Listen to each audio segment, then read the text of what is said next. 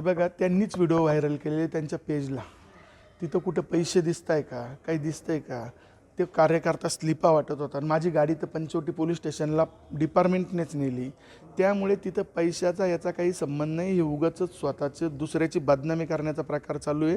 यांनी या मतदारसंघात जे गुंड पाळले, ते गुंड अर्धे त्यांच्यावर उलटले आणि अर्धे त्यांच्याबरोबर आहे. त्याचा हा उपद्रव आहे आणि हा सगळा जनतेचा आक्रोश आहे. कारण जनतेला याच्यातनं फार उपद्रव झाले गेल्या 5 वर्षामध्ये. अनेक ठिकाणी लोकांच्या जागांवर कब्जे मारले, त्याला कंपाऊंड केले. हे काही जनतेला माहीत नाही, नवीन थोडी. आणि या ठिकाणी जर असे क्रिमिनल माइंड लोक, जो माझ्या भावाची शेखर डिकले, समजा त्यांचा लहान भाऊ आहे, माझा भाऊ त्याला सांगत होता की आपण मागच्या वेळेस मी तुमचा प्रचार केला आहे, तो गच्ची धरतो आणि ही डिकलींची संस्कृती का. माझ्या भावाला तो म्हणे की तुला नंग करू, मी डिकलीची औलाद आहे, तुझ्याकडे बघून घेईल. ही डिकली आहे का? आणि ही संस्कृती का महाराष्ट्राची? म्हणजे ही दादागिरी, त्यांची दादागिरी ही मोडीत निघाली पाहिजे. 50 वर्षापासूनची जी लोकांना दाखवायचं आम्ही खूप सभ्यपणाचा आव आणायचा आणि असभ्यपणाचे सगळे लक्षणं करायचे.